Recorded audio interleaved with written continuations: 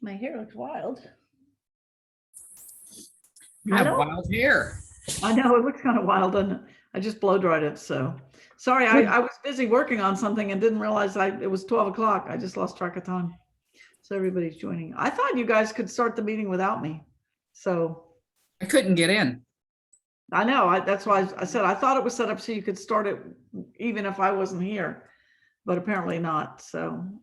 I can try. Susie, you forget we need you, we need you, we need you. I'm leaning towards nobody needing me. That's my idea.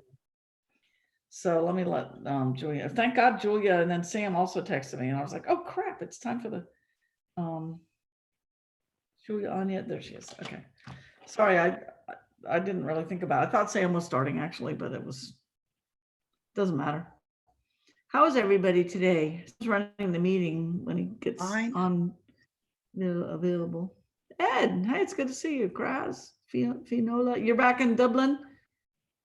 You're on mute, Finola. Okay, yes, I'm back in Dublin since St. Patrick's Day. How are you, Mrs.? I'm fine. Yeah, Not too right bad. there now. Yeah. Mrs. How's Dublin? Dublin is fine. We're having lovely weather, which Good, is amazing. good, Yeah, good. sunny, not cold. I'm gonna step away for a second and get some water.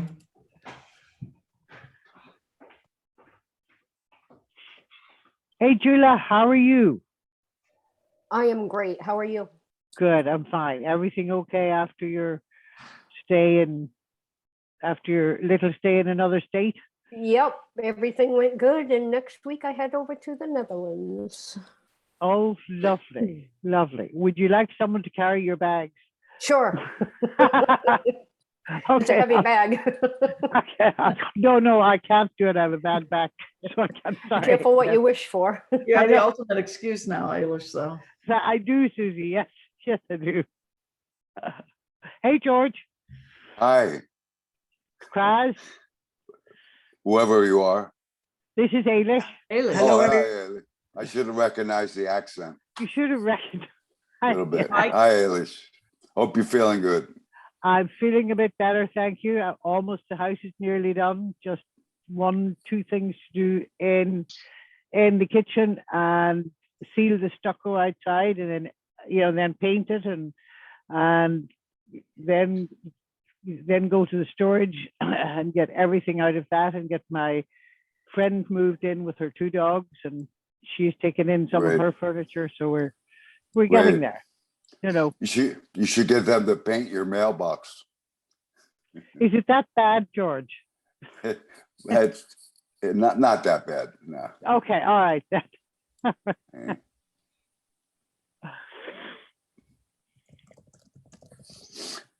Oh my gosh. Finola, I'm waiting for you to speak to our club. Okay, I'll speak this minute. No, you owe us a program. You promised me for a year now. Is it a year? I thought it was 2. Okay, I promise you. All right, a date. Yeah. Sam needs a date. Okay, I will root out I want to get some photographs. that I Before took, Sam so- becomes president. Yes, Get a deadline. okay, We That's got her, right. Sam, we got her. She committed. I did. That's holding your 2 feet to the fire there. Yeah, the fire's out. Finola. Yeah, I hear you. Oh, Uh, mute. well, let's see. It's about 5 minutes after. I think we have a pretty good group here, and the recording is on. So I will, on behalf of our wonderful president, I will start this meeting off and welcome everybody to our Rotary Club meeting for March 22nd of 2022. We got a little bell here. Let's see if it makes any sound. I'm not sure if that came across. I actually replaced this for Rob. I don't know if you noticed that, Susie or Julia, the last time that I filled in for Rob, I replaced the sound with a real dinging bell. And I guess he didn't use my template. He went back to his old one. So I actually put a bell in there for him. But we'll go ahead and call this meeting to order, and we'll begin with our 4-way test. So we'll have a little introduction of guests in a minute here, but who would like to lead the 4-way test? Can I get George? We haven't heard from you, I think, in a bit. George, do you want to lead it for us? Sure. 4-way test of the things we think, say, and do. Is it the truth? Is Is it it fair to to all all concerned? concerned? Will it Will it build goodwill and better Goodwill, better friendships? friendships? Will it be beneficial to all Beneficial. concerned? Thank Yay. you. Thank you so much. Let's take a look here. I'm just gonna scan quickly. I see Roger is a visiting Rotarian from Palm Beach Gardens, from North Palm Beach, right? Welcome, Roger. It's always nice to see you. You've been here for a couple of weeks, and we love to see your face. So welcome. Roger's looking to join the Thank you. club, Sam. And I'm trying to get the Yes. paperwork done, Roger. I started it the other day and didn't get very far with it. So I want to talk to you after the meeting. If you could stay on a few minutes, I just have a few Sure, questions. that'll be great. Okay. Perfect. Perfect. And I don't see any other visiting Rotarians or guests. I'm going to go ahead and do the introduction of our speaker here. But if anybody that I missed, if anybody's joining you, please let me know. All right. So with that, I would be very much honored to introduce our guest speaker for today, Miss Laurel Harris, or LauraLee. You like to go by Laurel, right? LauraLee Harris, or Laurel Harris, is going to be talking about a couple of things with us. So I wanted to kind of call attention to that. This is going to be kind of exciting because she is actually an expert on several things that come to mind when you think of the eco-friendly Rotary. Right now, she's going to be talking about urban planning and our talk for the day. But later, she's actually going to talk to us about a book that she's done, where she traveled to England and did some massive research. And I'm really excited to read that book when it comes in from Amazon. But today, she's going to be talking about urban planning. So Miss Laurel Harris, a fifth-generation Texan. She's a Mayflower descendant and a descendant of several Revolutionary War soldiers. As a child of a career Air Force officer, she had the exciting experience of living in numerous places and never seemed to lose that wanderlust. She has lived in 6 states and 2 foreign countries and has visited 14 countries on 3 continents. After a career devoted to an executive position for a nonprofit HR organization, she moved to Texas Hill Country to be nearer to her son, her daughter-in-law, and her 2 grandchildren. She has a master's of public administration and is a doctor of public health, or her 2 degrees. Laurel is combining her education and experience with her genealogy and travel interests to craft mysteries. That's the book we're going to hear about next month, based on historical events and featuring current characters and an element of suspense. So LauraLee, thank you so much for joining us. We are absolutely excited to hear what you want to talk about today. I'll stop sharing my screen here and let you begin if you have to share or if you want to talk. It's all yours. The floor is yours. Well, thanks. I'm going to go to share screen and hope that works well. I'm sure it will.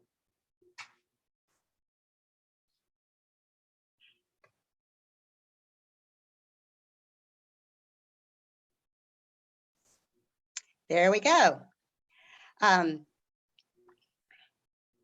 We've got you. Yeah. Okay. Let me start the slideshow here and we'll talk a little bit. Yay. I do this sometimes from the other direction and I rarely am the speaker for sharing my screen with someone else. So looks like that worked okay. Is the volume okay for you? Great. Okay. Thank you so much for the invitation. I'm a former Rotarian. I was a member of the Fort Worth, Texas Rotary Club for a couple of 2 or 3 or 4 years, I forget, but thoroughly enjoyed that. It's one of the largest in the nation. And I was on the service committee and we did some international projects with that. So I have a heart for Rotary. In the community where I live right now, our Rotary is very, very small and I have not really been had the time to get linked back in. I live in Kyle, Texas.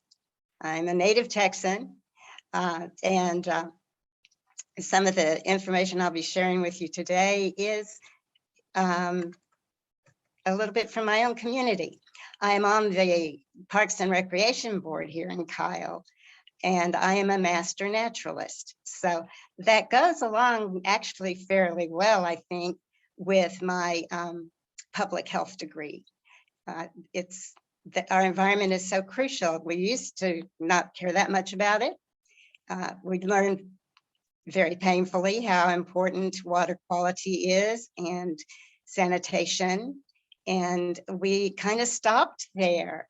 But there are some things that we need to be doing to build healthy communities. So we're going to talk about that today. Because it's on my mind a lot as I go to my parks and recreation meetings. Dan Buettner is the founder of Blue Zones, and we're going to talk about Blue Zones today. If you've not read the book, it's really very informative. He has had a project with National Geographic to find where the longest lived and healthiest people lived in the world. So he went all over the world looking for populations where people lived to be well over 100 and stayed healthy. What he found is what he calls the blue zones. He identified 5 areas in the world, and goodness knows there are probably many more, but his research was somewhat time limited. He identified one in Greece, one in Italy, one in Japan, one in Costa Rica, and one in California. And there's a map there of those. He describes them very thoroughly in the book, but we're not going to spend quite that much time on that. But what he found was that they all had something in common. He was looking for commonalities. What is it that makes people healthier? What is it that helps people live longer? And can it be replicated? So what he found were that there were some very natural things. He called them the power of 9. Now, if you look at different editions of the book or some stuff on the website for Blue Zones, you may see a couple of different ones, but they track pretty well. There are more than 9, but he highlighted 9. And they are in no particular order. They are all crucial. Moving naturally, knowing your purpose in life, downshifting, the 80% rule we'll talk about, plant slant, wine at 5, hey, I'm up for that. Family first, belonging, the right tribe. So let's talk a little bit about some of these. The first one we're going to talk about that urban planning has a huge, huge place in is helping people move. In the United States, we are not designed for walking in a lot of our communities. I live in Texas. We are very car-centric in Texas. It's very unhealthy for us in the state of Texas. You know, we tend to not be the healthiest people in the world. What we do is we hop in our car and drive 2 miles to the grocery store, spend a half hour at the grocery store, drive home and, you know, put our groceries away and then drive somewhere else. One of the reasons is because that our communities are not designed properly.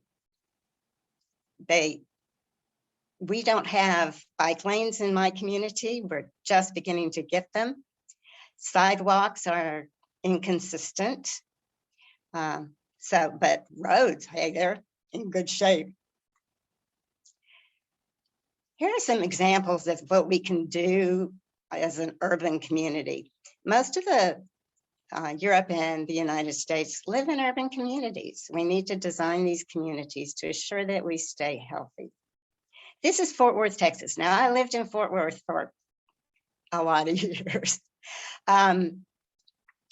Fort Worth was one of the first cities to adopt blue zones as a underlying and overlay of their municipal planning. And one of the things that they did, that is a huge project, and we're going to talk a little bit more about that later. But one of the things they did was redesign a lot of streets and sidewalks and trails. And this is an example of what they did. You can see on the before side, that's very boring. Who wants to walk there? And that's just, you know, if you're going to walk your dog, okay, but that's about it. There's no bike lane. and they redesigned it, and look at the aftermath. That is a place I would go. There are bike lanes, one in each direction, which is nice because I don't know, I've been in Amsterdam and watched the bicyclists there, and it's pretty crazy. So I really kind of like this, having directional bike lanes. They probably need passing zones as well. They landscaped, they added a nice sized tree. They've done some shrubs, and what they've done here, you wouldn't know, but I do. They've used native plants. These are all plants that you would find in the area around Fort Worth, Texas. Mayor Betsy Price was responsible for this. I had the pleasure of living there when she started this project and got to see the beginnings of how wonderful it was going to be. And they have not stopped. This is a project that under the new mayor, and Betsy was, gosh, I don't know how long. This project's probably 13 or 14 years old. And the new mayor is continuing this, which I'm delighted with. This is the kinds of things in urban planning we can do. Yet, number two I'm going to talk about is know your purpose. Why do you get up in the morning? And as a retired person,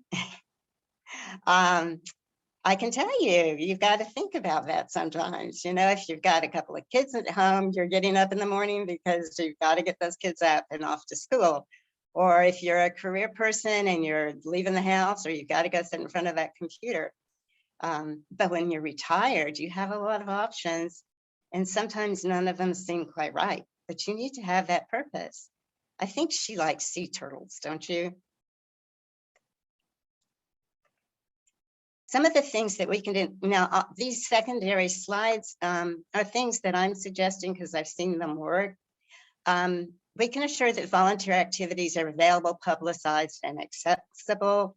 We can encourage citizens to run for public office a variety of ways.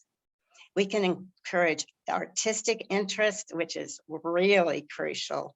Public art, music, writers groups, fairs, areas where other artists can meet together, and then opportunities to mentor others.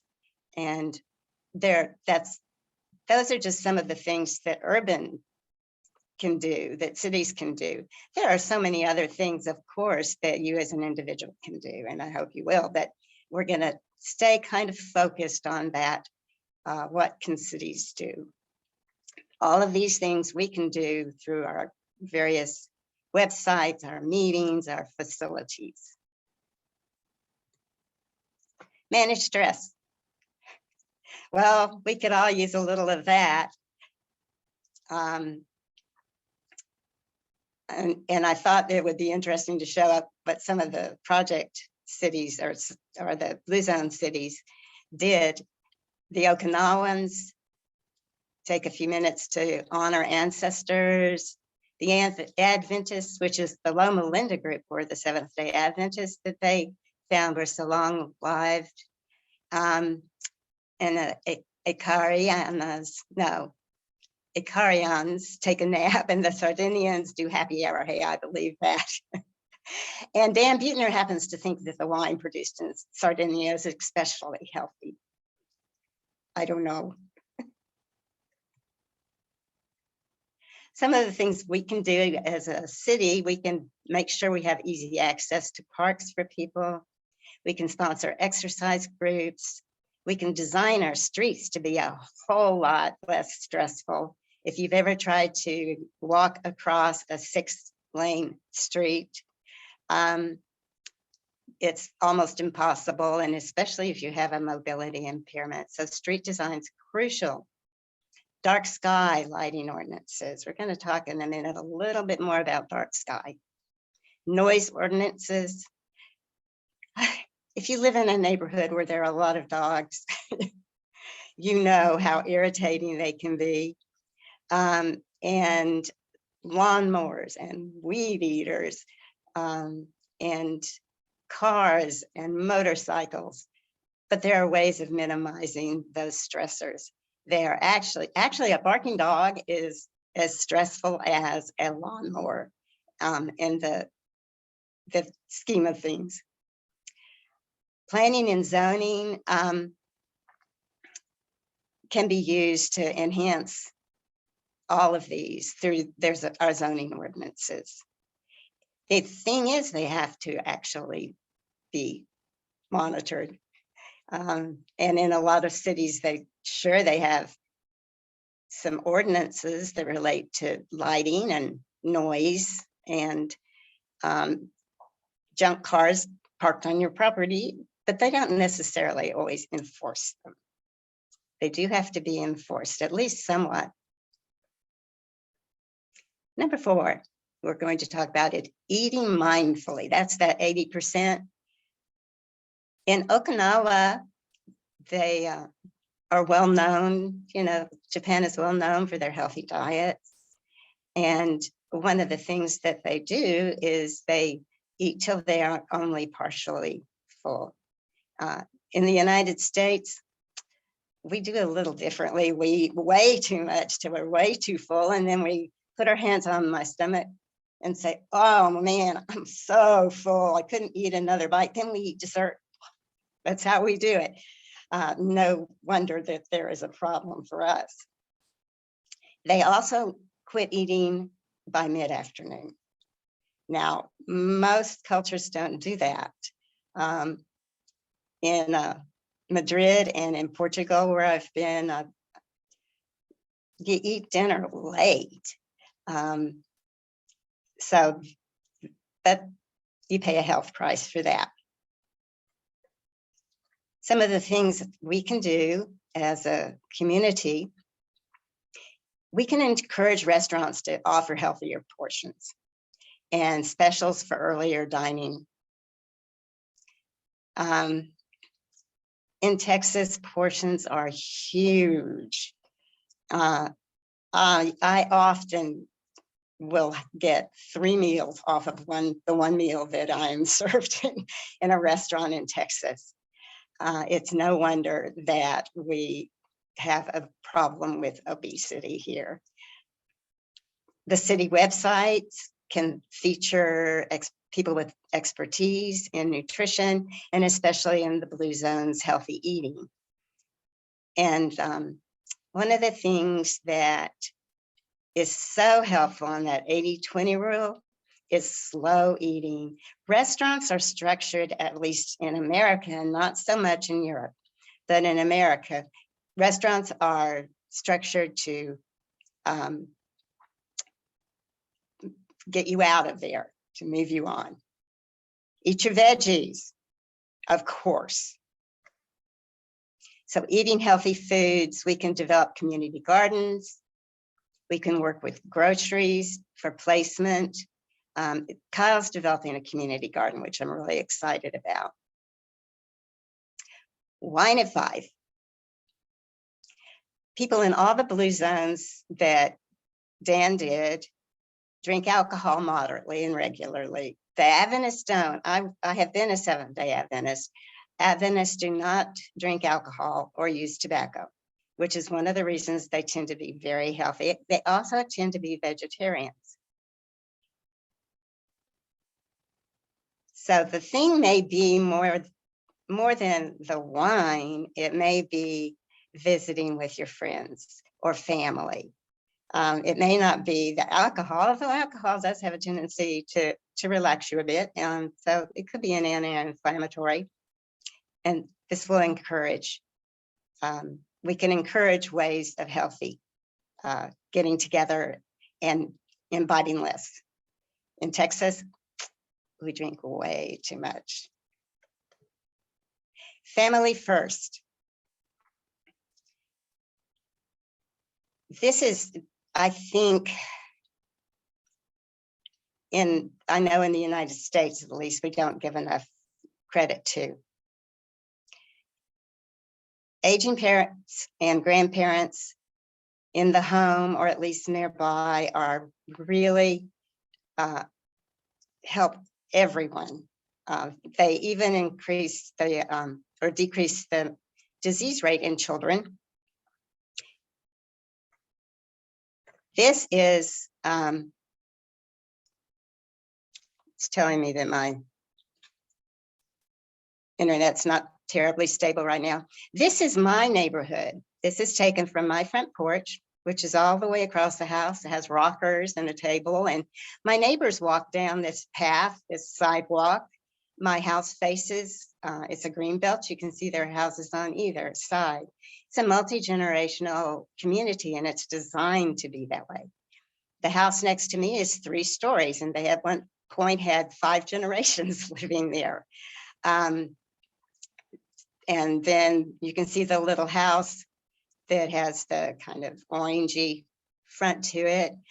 That's a little 2-bedroom house designed just for one person. And it's designed to have kids there. You can see the circle there in front of my house. Well, that is an area for the kids. It now has a fire pit in it. The kids come and play. They ride their bicycles and scooters all up and down. This is a 4-block greenbelt that ends into a golf course on one end and a large play area and park on another area. And we also have a nature center with 2 small lakes that are fishing lakes. So urban design is absolutely crucial. Unfortunately, this design is not being used nearly enough. Number 8, belong. One of the things that he found was that people that belong to a spiritual community, and it didn't matter what kind, added to their life expectancy.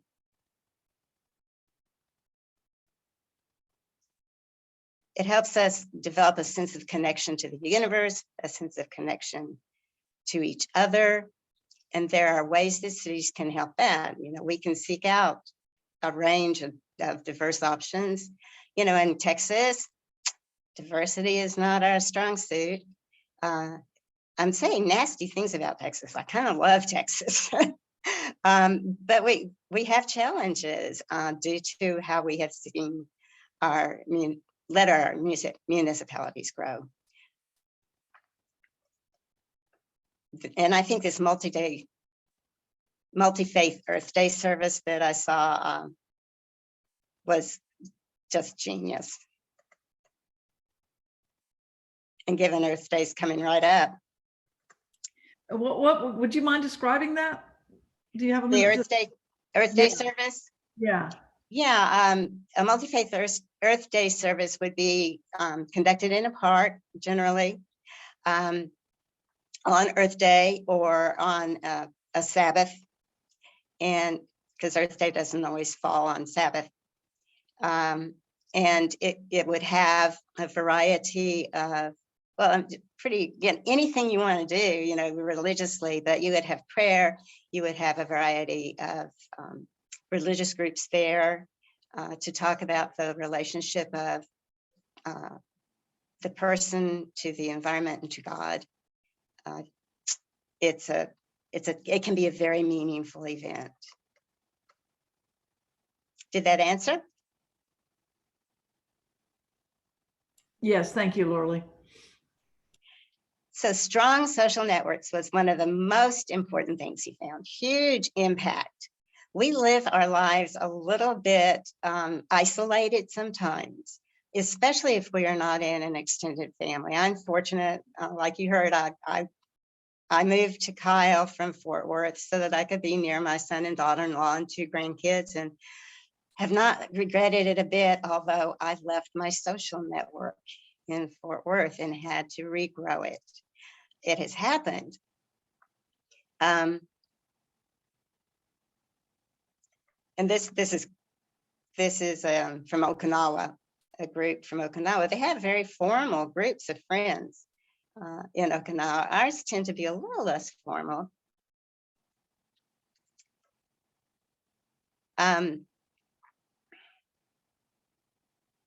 So many things this may be a book club.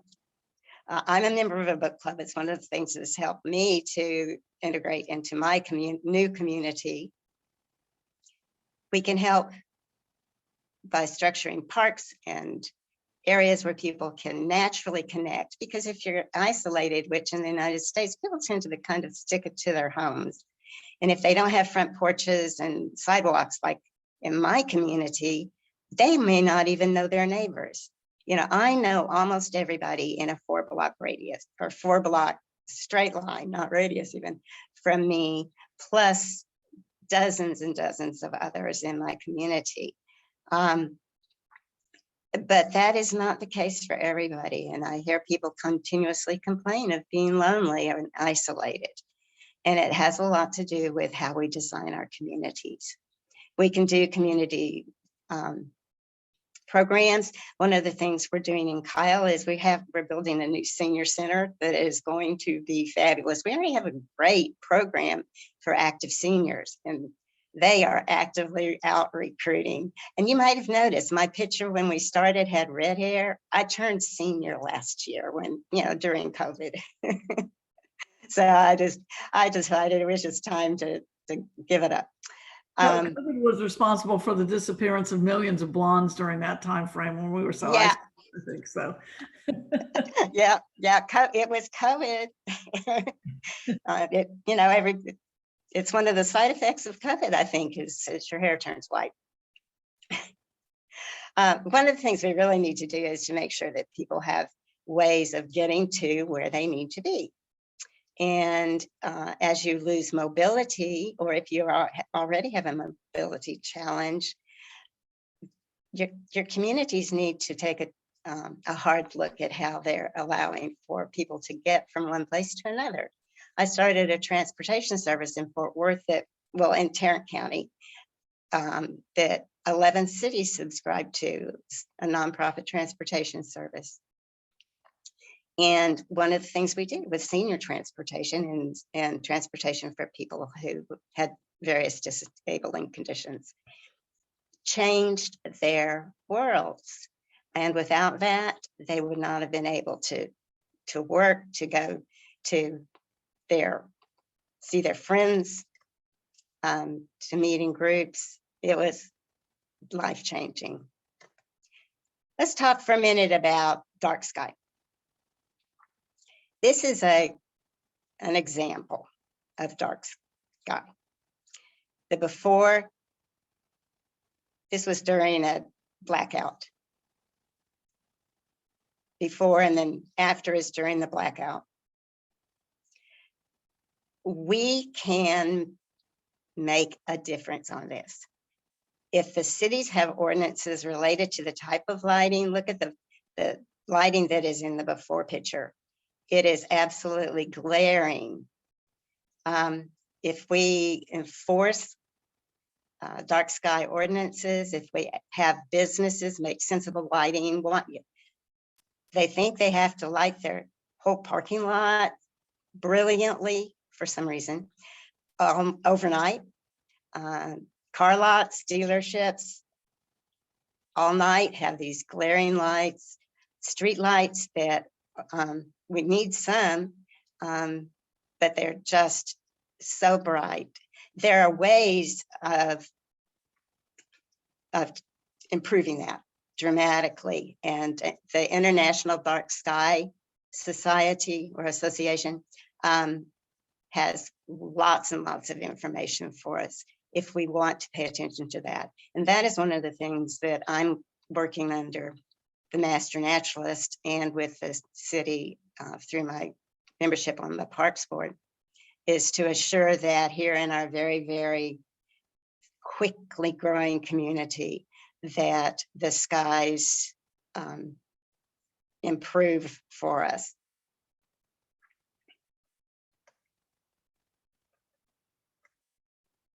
Let me tell you a little bit about Fort Worth.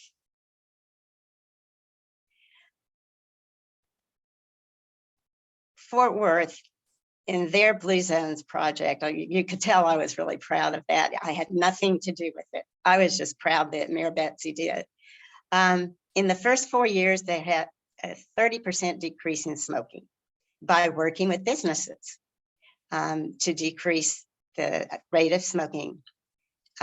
They had a 9% increase in residents who exercised frequently. They had an almost 6% increase in people who said they were proud of their community, which I think is a pretty cool thing. And 75% of the residents, up from somewhere around 60% at the beginning, said they really did use their strengths and felt good about themselves. This was using Blue Zone strategies. And Betsy started in individual communities. It would be, oh, let's do in this area more bike lanes, and let's do in this area a community garden, and let's work with these businesses. And I'm just stunned at the changes in the health of that community. It went from the worst in the nation, one of the worst in the nation, to in the top 30%, I think now. So that's a big change. LauraLee, I have a question about that. If you go back to that slide, you said they organized the, what is that? How do you say it? Moys? Noise, Moys. How did they organize? Do you have any idea how they organize those? How to get people engaged in that way? Yeah, they organized them in individual communities. They organized them through senior centers, some through schools where they had mutual interest in kids, and they would get together and walk the kids in the morning to school. They call it a walking school bus. And they helped organize small groups like city-sponsored book clubs at the library, things like that. Well, was the organizing done by the city itself? Did they have a team that did that, or did they just? I'm just curious how the infrastructure worked. Yeah, I was not part of the infrastructure, so I know better the results than I do the actual how they implemented those. But yeah, she did have a team of employees. But Blue Zones, we're going to talk about the Blue Zones projects in just a minute. Okay. Blue Zones helps you do that. Okay. So that's a big advantage of working with the Blue Zones projects. Okay. Thank you. Because they'll help you implement things or develop strategies. Okay.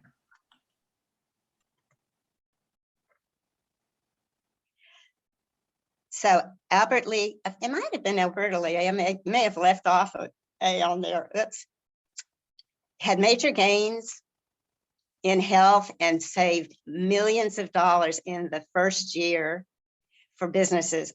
It was dramatic. They added within the first year, by the changes that people were making, 2.9 years to lifespans. They did streetscaping downtown, which was very boring and now it's very interesting. That brought in private investment, tourism, tax money, and they had a dramatic decrease in smoking and obesity. And the way we know these stats is that they look before you start your project. You know, we look at the rates of obesity, we look at the rates of diabetes, we look at the smoking rates, cancer rates, and then take a look at what the changes have done to see if we've had any actual health gains. And absolutely every single city that has implemented has had huge health gains. Redondo Beach, in their first few years, I'm not sure if it was 1 to 4, but reduced childhood obesity by 68%. By using Blue Zone strategies. And there are some links here that you might be interested in. And I will paste those into the chat for you. Blue Zones, 12 principles of designing healthy communities. You can Google Blue Zones and come up with a ton of information. If you want to implement anything yourself, they have some strategies available online for you for free. And this particular one I have used is 12 Principles of Designing Healthy Communities. And I also like International Dark Sky, and that's darksky.org. And then if you are interested in your community actually developing a Blue Zone project, if you go to bluezones.com activate, that's a wonderful website or subsite of the Blue Zones general site on how to work with Blue Zones. They will contract with you. They are now part of the Adventist network health system. They started out independent, then affiliated with Healthways, and now they're affiliated with the Adventist health system. There is a small fee if you want them to come down and help you work out your strategies. Every community is different, and they acknowledge that. So they come down and help. And then they'll help you track your results. One of the reasons I kind of like that they've affiliated with Adventist Health is worldwide, where Healthways was not. I think it was probably a good affiliation for them. And there are a lot of comments in the chat. Sam, have you been monitoring those for me? Yes, ma'am. There's no questions to you per se. It's just a lot of really good conversation. So don't preoccupy yourself with it, but lots of good conversation. Okay. Okay. Well, I'm not sure how long your meeting is. That's one thing I forgot to ask. I always leave out. No, you're perfect. You're right on time. Great. We actually have, it looks like some questions already queued up for you. So Kimberly, do you have a question for Ms. Harris? Less a question and more a comment about your dark sky. Those of us who were in the previous Rotary Club will remember Stan, who was one of our members who used to go to China every year to teach at the university over there. And he was with some of his students were out one night, and this one student was staring at his friend's cell phone at the pictures that he had taken, because he had gone out of the country and he'd taken pictures of the night sky. And Stan said, well, why are you staring at that? And the kid looked at him and said, I've never seen a star. Yeah. That's because not their an air is, unusual I mean, I've been to reaction. China and I know how horribly polluted it is. And the kid just looked at him and said, I've never seen a star. Yeah, and not only that, but darkness is absolutely crucial to our well-being.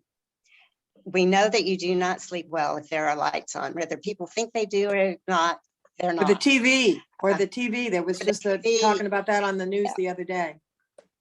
Yeah, it's absolutely crucial to our health and our well-being. And it's not just so much, oh, the beauty of the night sky, of course it is, but it's related directly to how healthy we are and the quality of sleep. I agree. So I have some things to say, but LauraLee, I thought I'd just pull a couple of things out of the chat to see if folks would comment on. Roger or Jula, now you mentioned that that you were familiar with the Blue Zones already.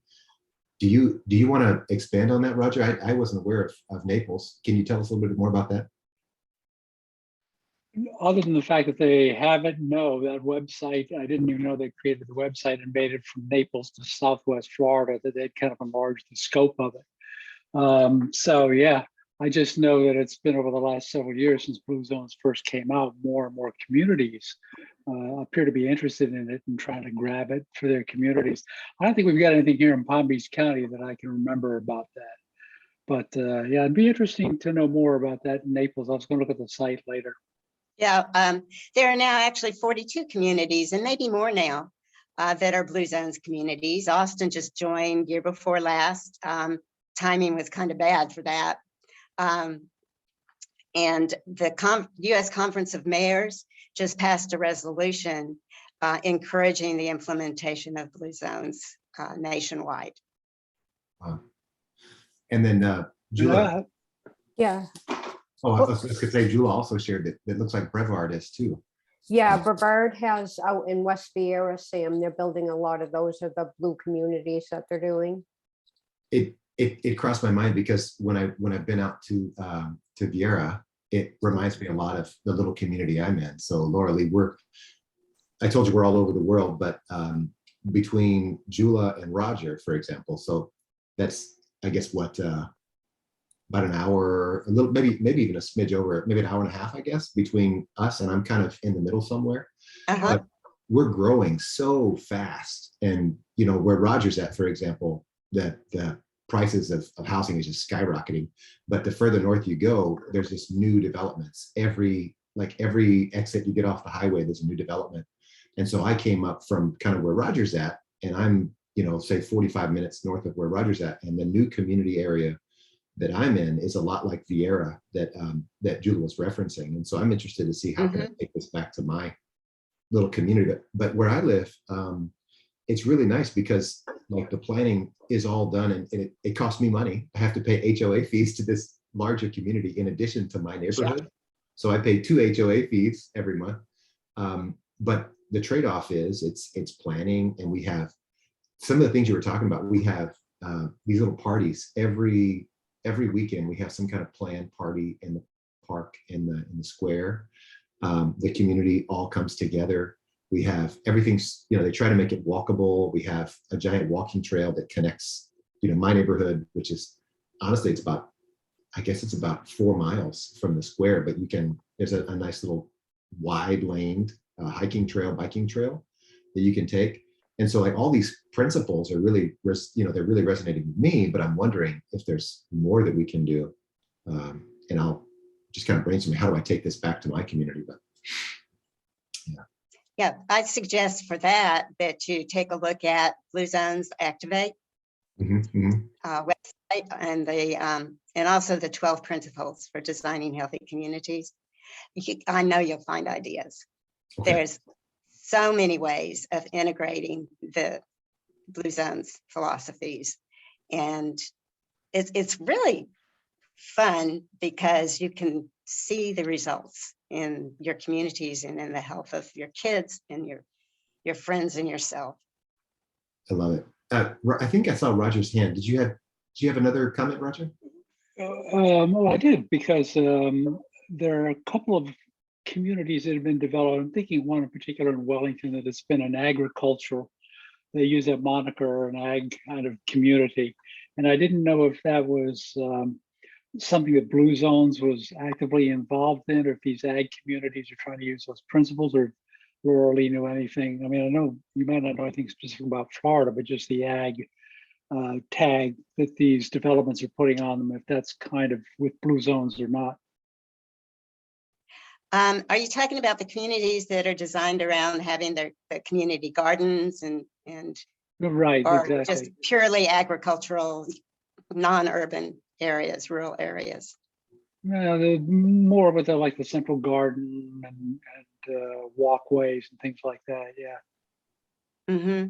Yeah, those are Blue Zone communities, whether they're certified as Blue Zone or not. They're very popular. We don't have that many of them here in Texas, so I don't have a real good example of them, but I know in Europe there are a lot. When I was in England, I loved the community gardens, and the small communities grew up around and with those urban gardens. Everybody had a part in that urban garden. Yeah. It helps with movement. It helps with having healthy foods. It helps with social interactions. They're a great thing. My community here in Kyle is just south of Austin. And Austin is a wonderful city, but it has become very, very urban. And Kyle started out a small community. Now we're about 20 minutes south of Austin. Well, we've become the bedroom community for Austin, because Austin prices are too high. And we have grown, we're one of the fastest growing communities in the United States. And it pushes the infrastructure, it pushes everybody to be able to, you just have to pivot. We are now, when I moved here 8 years ago, we were at 40,000. We are now at 55,000 and dramatically growing. So now's the time, for those growing communities, those new communities, now is the time to implement Blue Zones philosophies, and especially the urban planning pieces. And if you Google new urbanism, Sam, you did ask about implementation. If you Google new urban, then there's some really good ideas on that as well. Okay, I will absolutely do that. Do it right now, actually. Let me go ahead and see if we have any last questions before we start our Happy Bucks. Any final comments or questions from the group here? Good. All right. Well, thank you, LauraLee. We absolutely Thank you. appreciate the message. Yeah, outstanding. Thank you. Join our Rotary Good Club. job. Yeah, Yeah. by all means. That's right. So for announcements. No such in- thing as in a the former slide- Rotarian, by the way. Oh, that's true. That is true. Sorry, Sam. So in our slides, we didn't have any announcements, but if anybody does have an announcement, by the way, just please interrupt me, but that's a great reminder. So Earth Day is coming up and we're gonna have to plan something fun for that, the Eco-Friendly Rotary, right? So that's April 22nd. Susie, I think you have an announcement. Yeah, I just texted Rob. We plan on doing a board meeting tomorrow night around 7 because of various schedules. But since he's traveling, I want to make sure that he's going to be able to be there. So I'll let everybody know in case anybody wants to attend, and in addition to the board members. So so I'll let the membership know about it. Okay. Because I actually showed up last Wednesday and wanted to know where everybody was. Whoops. So, okay, but anyway, I'll let everybody know if it's tomorrow night or if you can do Thursday night or whatever. So, okay, so that's the only announcement I think I had. Great. Okay. Well, let's go ahead and turn it over for Happy Bucks. Let's see, do we have our sergeant? No, we do not. She's with her, she posted on Facebook, Denise is with her mother celebrating her mother's birthday. Ah, okay. Well, it's no big deal. I can do that. It's probably not And too bad. Kathleen's not here either. She's apparently teaching. Ah, okay. Well, let's start with the bad news. Any sad bucks? Anything anybody would like to share? And then LauraLee, just as we're doing this, you probably recall from your previous Rotary experience, the Happy Bucks. We do a little differently. So we have a Venmo, a PayPal, and you can do lots of ways to transfer funds because we're all on Zoom, right? But any sad bucks? Well, it's sad for what's going on over in Ukraine, that's for sure. Absolutely, yeah. It's appalling. Terrible. That it is. Ireland has already taken 10,000 refugees. Oh my gosh. Oh, bless you. We have a terrible housing crisis. Meaning there isn't any, right? There are no houses yet, but people are taking them into their own houses. Oh, that's really sweet. Thank you. But there aren't enough. One thing that you can do to help Airbnb is has a thing where you can basically help pay for refugees' housing, and all the money, all the proceeds are going to help those refugees, help the hosts accommodate the people that can't afford to, that obviously are in a crisis and need help. Yeah. So And I thought that was really cool. That started when people would book rooms actually in Ukraine and just give them the money. And Airbnb stopped charging any fees or anything for that. So the money goes directly to the families who are in the Ukraine that have Airbnbs, but nobody really shows up.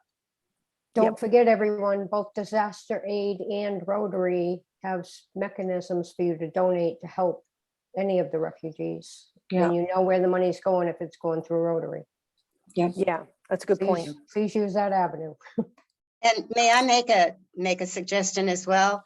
The Mercy Chefs is an organization that is mostly United States, but they are affiliated with, well, they're a religious-based organization, but they are non-affiliated, and they work with churches and the municipalities in disaster areas.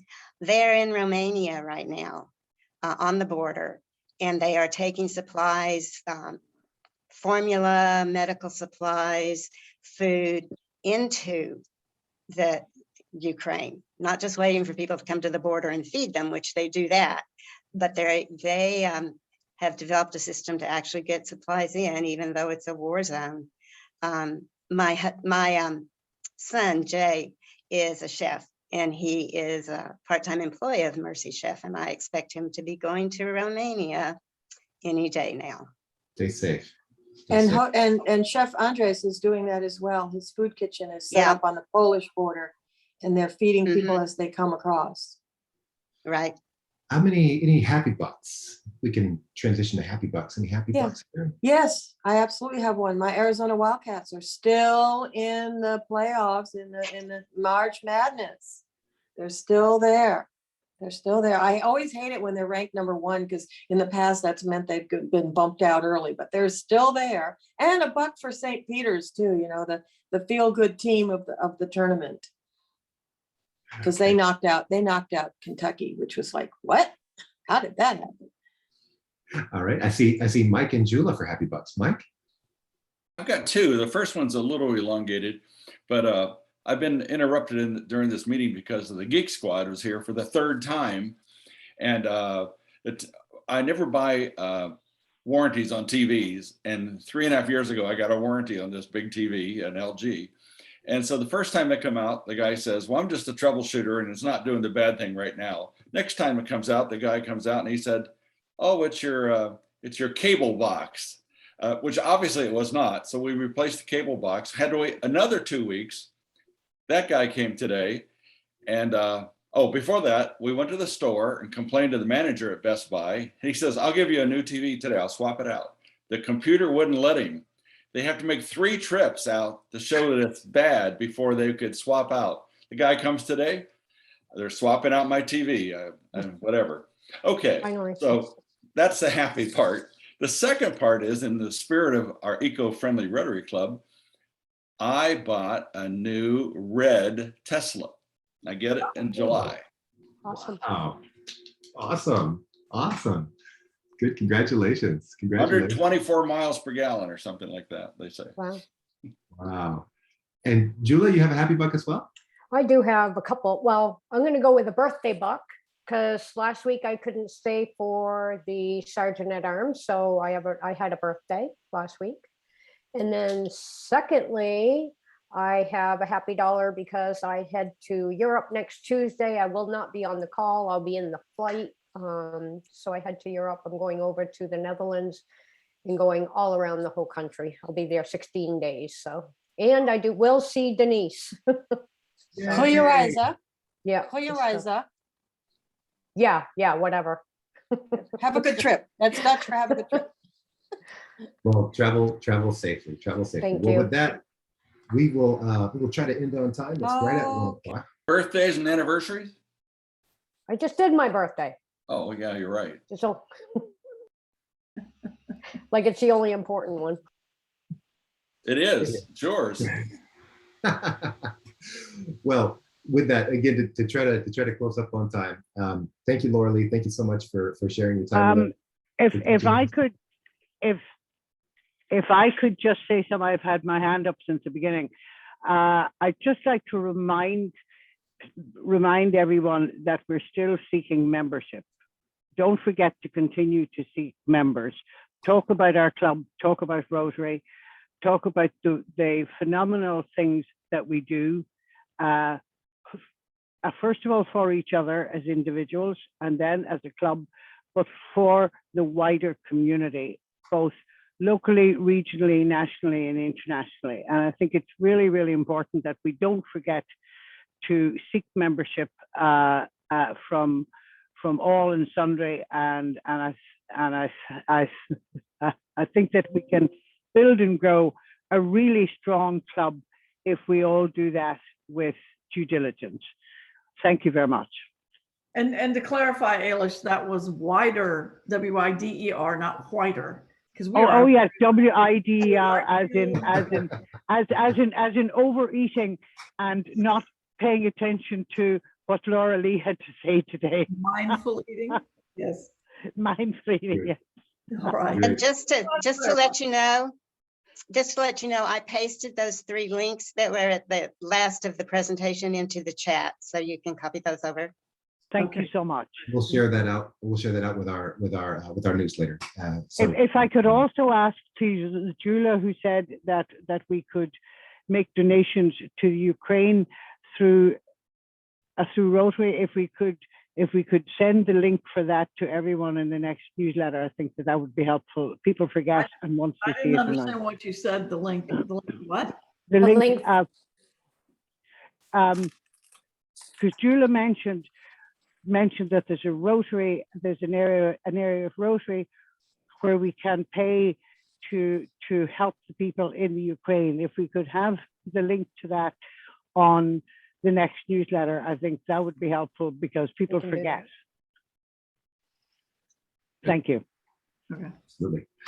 All Thank right. you. Well, with that, let's close. So LauraLee, at the end of our meetings, we like to close with the Rotary motto of service above self. So let's go ahead and close it up. If everyone could say it with me, and we'll say goodbye. All right, thanks, LauraLee. Thanks, Sam. Thanks, LauraLee. Thank you. Thanks, everybody. Bye, everybody. Bye. Hey, Service above self. Take care. Service above Service self. above self. Service above self. Roger dropped. Stay on the line for a minute, Roger. I just want to ask you a few questions. Very simple. Roger, are you still officially a member of your current club? Yes, I am. Okay. Okay, because I'm trying to see if I can just transfer your membership, but I think you may have to resign, but don't resign until we're ready to resign from that club until I'm ready to put you in as a new member in our club. Okay. Okay, so I'm trying to remember, it's so rare that we have someone transfer from another club or our current member that I'm trying to remember what our process is. The normal process for a new member is I bring your name to the board, they vote yes, because they always will. And then I have to publish it to the membership twice as a new member posting. And I just do that. I'll do that over the course of a week. I'll just do it like on a Monday and a Thursday and say, anybody let me know. And then we just have to get you inducted. So it's probably be a couple more weeks just because of that sort of thing. So, and I apologize. I started to send you the email with the link for the application, but then I thought, wait a minute, if he's already a Rotarian, maybe it's a little easier process. It's not a hard process either way. So No, I understand. Yeah, we should be able to do the transfer, but like you, it's been a while since we did that with people coming into my club. So, but And they I- seem to do it all the time, Yeah. especially from New York. Yeah, and I haven't done it that often as secretary, so I don't quite remember. So I'm trying to kind of get my notes pulled together and see, and I'm going to rely No on problem. the queen of Rotary and knows everything. So I'm going to try to tap into her knowledge base. All right, Roger, but please don't take it personally. I'm just trying to do this in all my other things. So, but No problem. said whenever. Okay, so all right, everybody, I'm going to close the meeting. All right, take care, everyone. Thanks, Okay. Alana. Thanks. George, See ya. Bye, Roger. Bye.